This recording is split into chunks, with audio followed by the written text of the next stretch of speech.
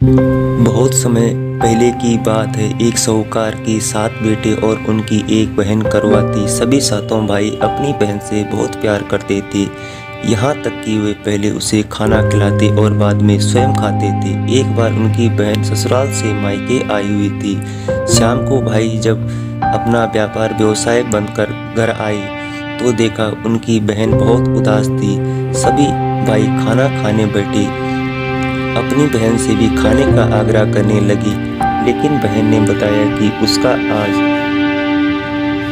करवा चौथ का निर्जल व्रत है। वह खाना सिर्फ चंद्रमा को देकर, उसे अर्घ्य देकर ही खा सकती है। क्योंकि चंद्रमा अभी तक नहीं निकला है, इसलिए वह भूख से व्याकुल हो उठी है। सबसे छोटे भाई को अपनी बहन की हालत देखी नहीं जाती और वह दूर पीपल के पेड़ पर एक दीपक जलाकर चलने की ओट पर रख देता है।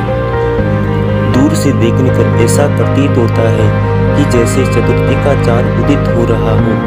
इसके बाद भाई अपनी बहन को बताता है कि चांद निकल आया है, तुम उसे अर्घ्य देने के बाद भोजन कर सकती हो। बहन खुशी के मारे सीढ़ियों पर चढ़कर चांद को देखती है, उसे अर्घ्य देकर खाना खाने बैठ जाती है।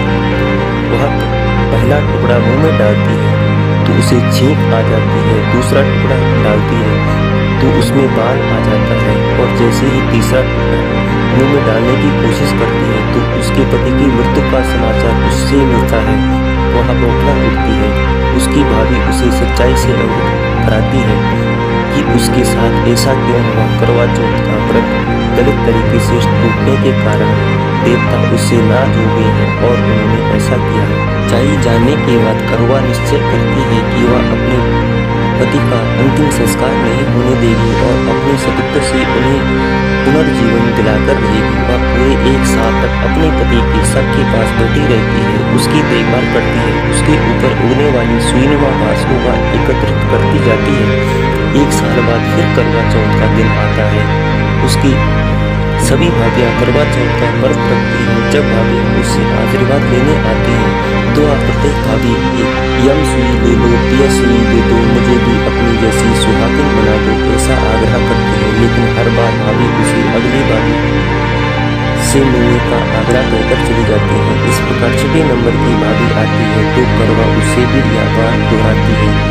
यह भाभी उसे बताती है कि सबसे छोटे भाई की वजह से उसका व्रत टूटा था, अतः उसकी पत्नी में ही शक्ति है, वह तुम्हारे पति को दोबारा जीवित कर सकती है।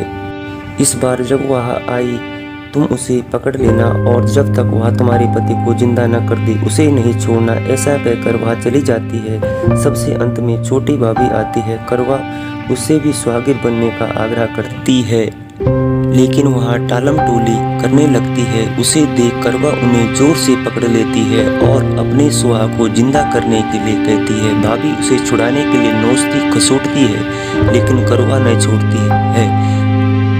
अंत में उसकी तपस्या को देखकर भाभी पसीज जाती है और अपनी छोटी अंगुली को चीरकर उससे अमृत उसके पति के मुंह में डाल देती है। करवा का पति तुरंत श्री गणेश कहता हुआ उठ बैठता है। इस प्रकार प्रभु कृपा से उसकी छोटी भाभी के माध्यम से करवा को अपने सुहाग वापस मिल जाता है। दोस्तों, आपको यह कहानी कैसी लगी प्लीज़ लाइक शेयर सब्सक्राइब करना, में लगे बेल आइकन के निशान को भी प्रेस कीजिए। Thanks for 3 minutes, keep watching my video, please like share and subscribe.